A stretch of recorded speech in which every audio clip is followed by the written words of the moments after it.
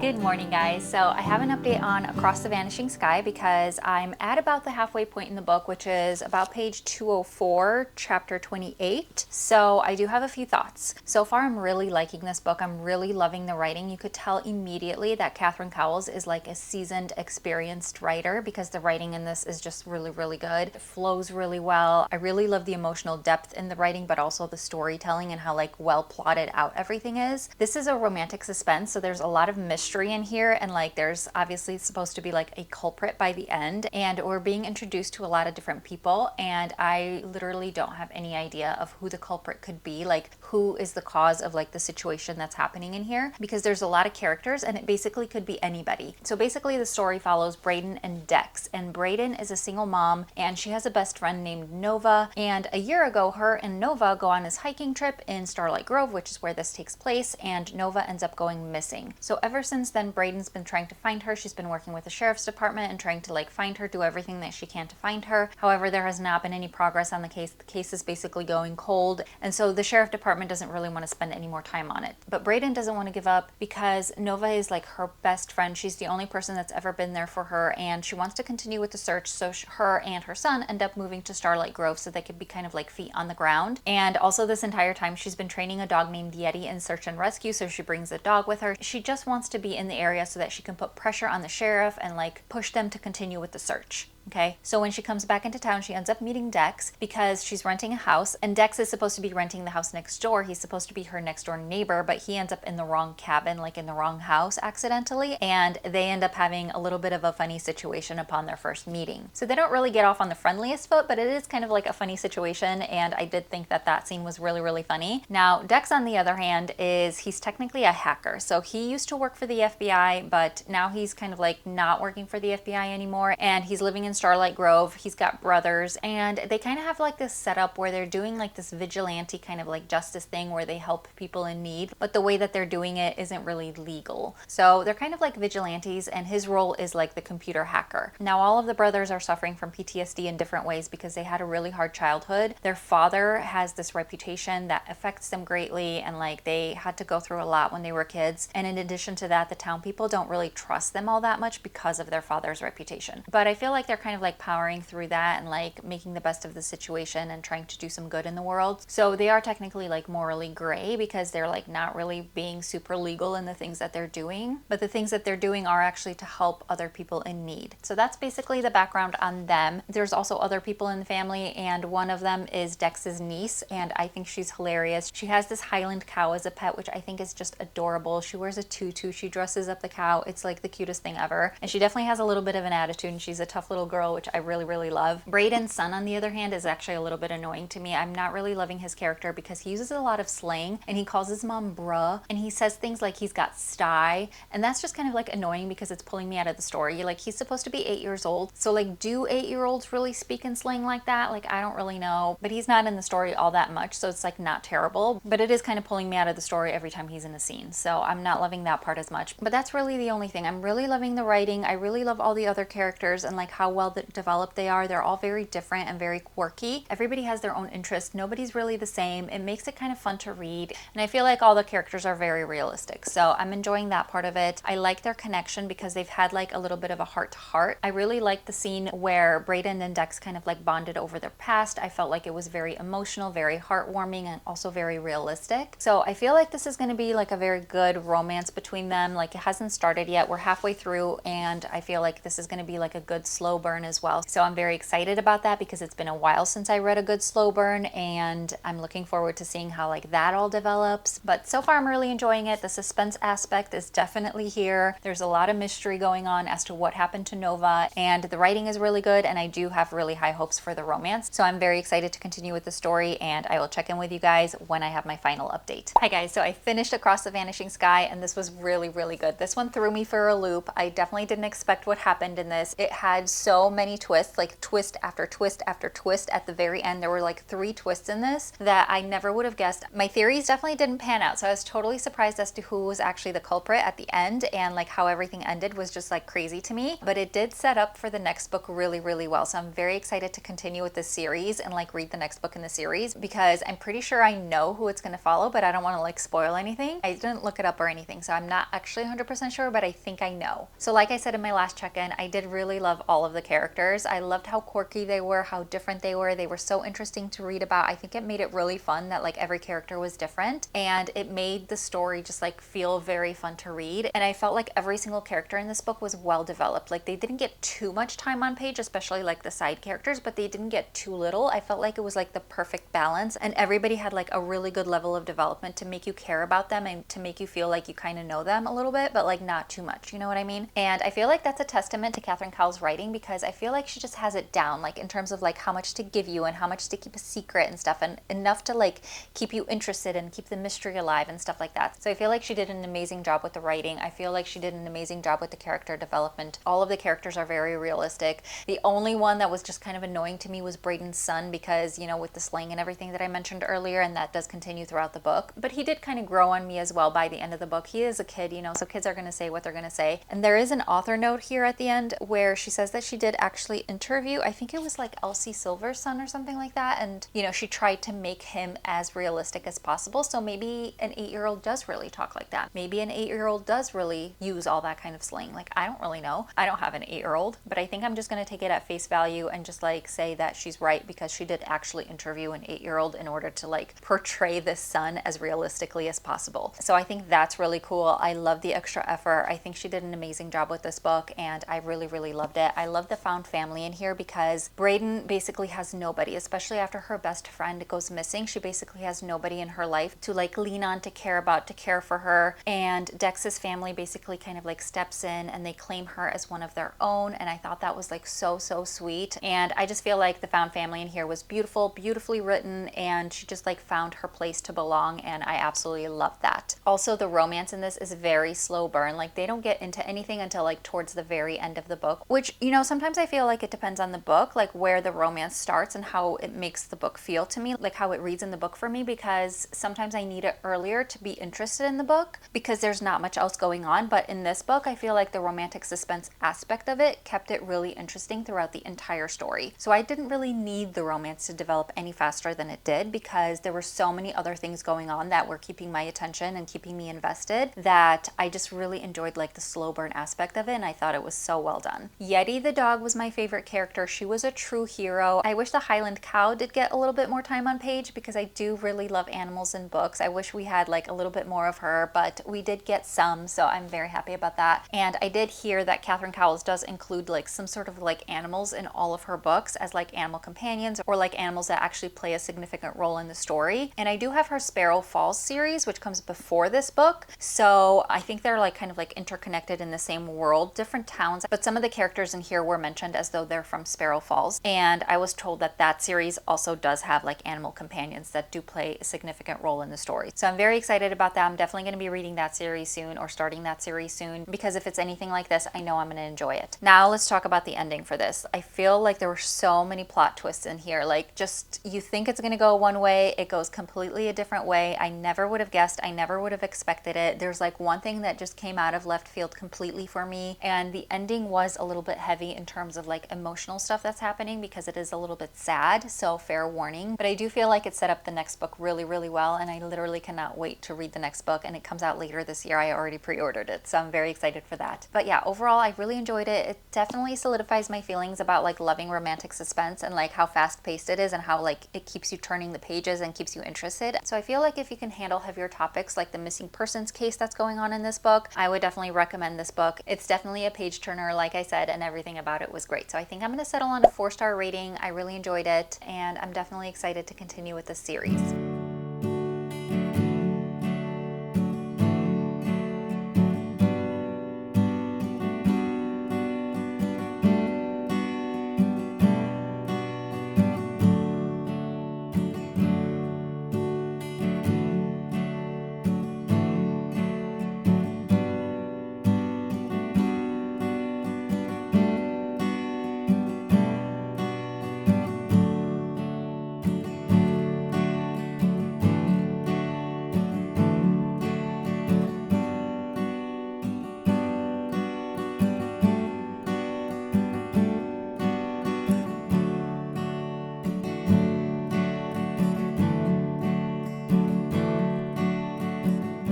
Hi guys, so I read to about the halfway point in The Night We Met by Abby Jimenez, and I'm currently on chapter 26, page 208. And yesterday when I picked this up, I read to about chapter 5, and then I had to stop and go do something. But the entire time that I was away from this book, I was thinking about this book and like wanting to get back into this book because it really got me hooked. I do feel like this might be a little bit of a divisive one because the subject matter in this book is kind of falling in like the gray ethical area a little bit. And I'm not sure how it's going to end or like how the story is going to unfold, but I feel like the subject matter that's being discussed in this book and like the situation that these characters are in is a little bit of like in that morally gray area. So essentially this book follows two best friends, Chris and Mike, and Larissa is the love interest. So about a year ago, they were all at a concert and Larissa needed a ride home. So she asked both Chris and Mike and like maybe like a group of other people, like if somebody could give her a ride home. And Mike was the most enthusiastic one to take her home. So she ended up going home with him and they kind of hit it off and started dating after that. Fast forward to present day, her mom needs surgery and she needs to take her mom to surgery, but her car is broken down. So she asks Mike, her boyfriend, to drive them early in the morning. He agrees, but he actually ends up getting drunk the night before and he's too hungover to take them in the morning. So he calls his best friend Chris to fill in for him, take them to surgery, and so that he doesn't have to like let her down because she's not going to be able to get an Uber or like a Lyft or anything like that early in the morning. So he didn't want to leave her hanging, obviously, as he shouldn't. So like cool, he called his friend to fill in for him and everything like that, like fine. He did fail to text her to let her know that his best friend is going to be coming to pick them up. So that was a little bit weird, but we'll let it slide for now. So Chris goes and picks him up. He takes him to the hospital and then he ends up spending the day with her because he could tell that she's like upset about something and he just kind of wants to comfort her because he's like a nice guy. And they do end up having a little bit of a connection, a little bit of a heart to heart, like super innocent, I would say, but just like two people getting to know each other a little bit and spending the day together because that's the situation they were both put in. On his way out though, they end up finding a stray dog.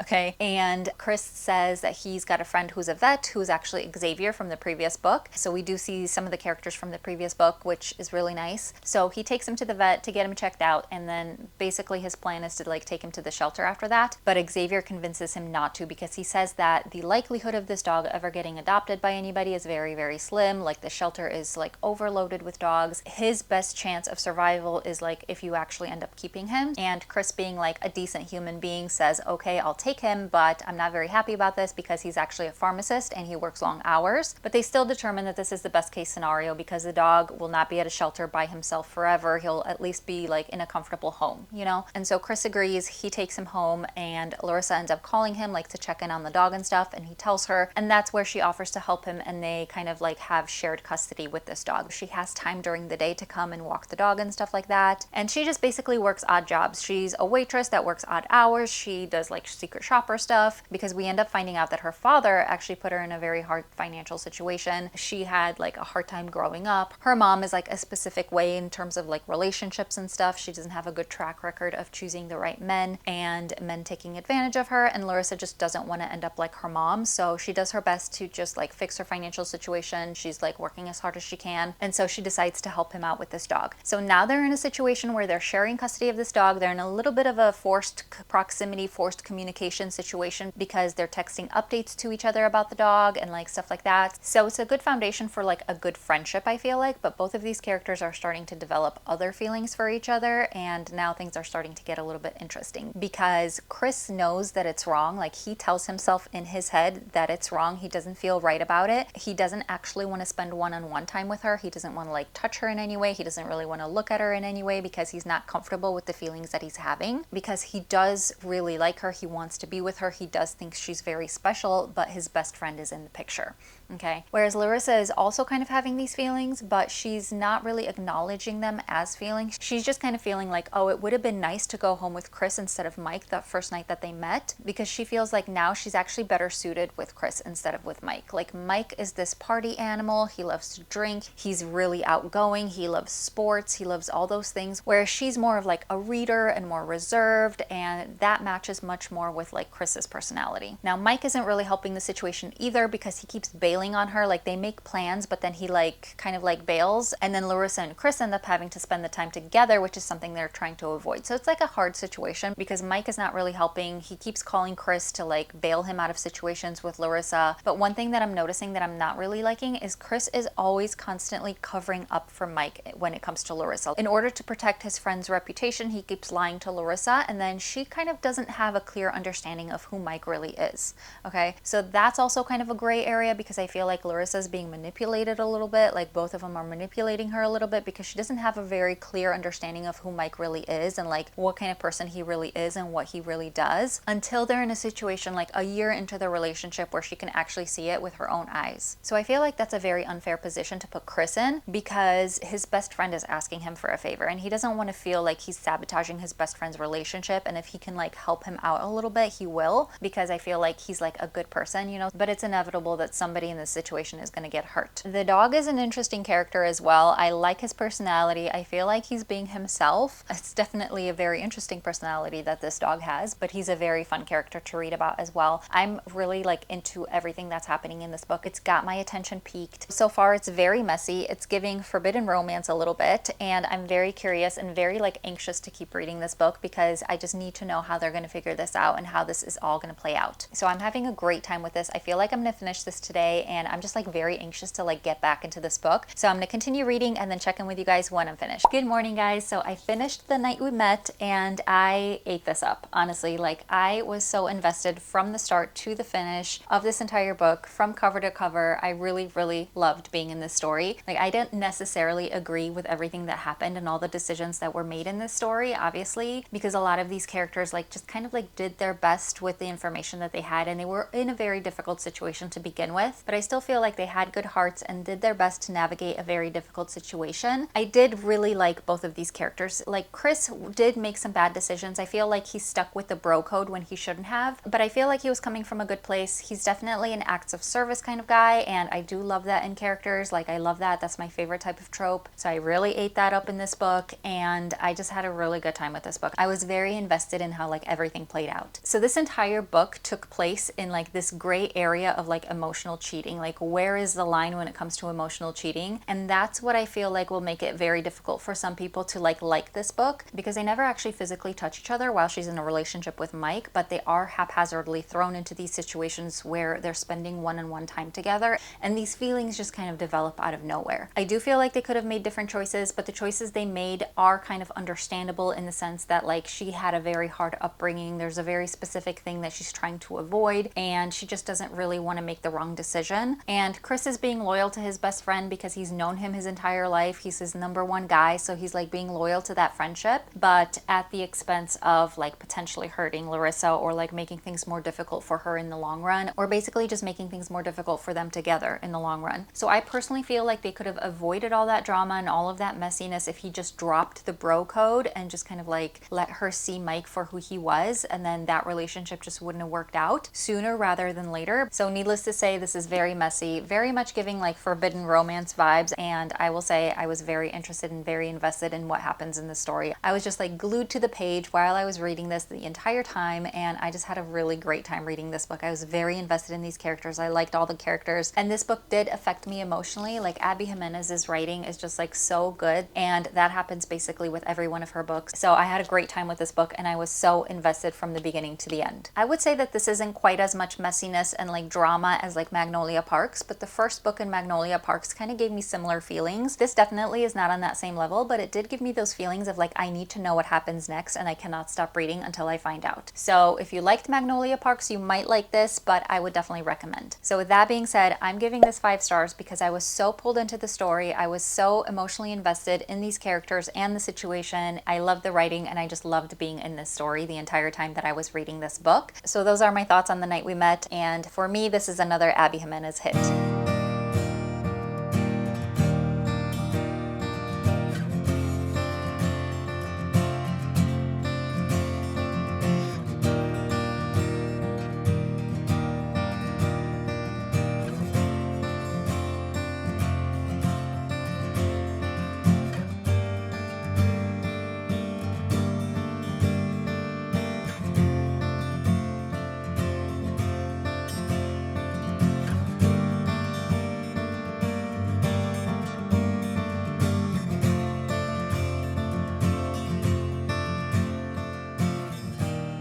anyways, so somehow I made it to the halfway point in this book in No Matter What by Cara Bastone, and I honestly don't know how I made it this far in this book because I'm really not enjoying this book at all whatsoever. I find this to be like the most annoying thing ever. So this book basically follows this married couple, Vin and Roz, and Vin, Roz, and his younger brother Raph were all in a car accident like a few years ago, okay? Roz was the least hurt in this car accident, so she ended up kind of like taking care of the two of them, and they all live in the same apartment in New York together, and all three of them are dealing with like different forms of PTSD related to this car accident, okay? Now in present day, we find out that Vin wants to leave Roz, and he doesn't communicate this to her very well because he just ends up finding an apartment and signing a lease and then leaving it on the kitchen table for her to find and just kind of like get the hint that he is leaving her, and that's basically what happens. She finds this lease, she's very upset about it, she spirals in her head because she doesn't know what's going on or why exactly he's leaving. He doesn't say a word about it. He really doesn't say a word about anything. He just kind of like does these things and just kind of like assumes that she's gonna get it and like read his mind. But he also doesn't give her any explanation. He literally says nothing about the situation. He like says like one sentence somewhere along the lines of like, I can't be here anymore, or like, I can't do this. I don't remember exactly,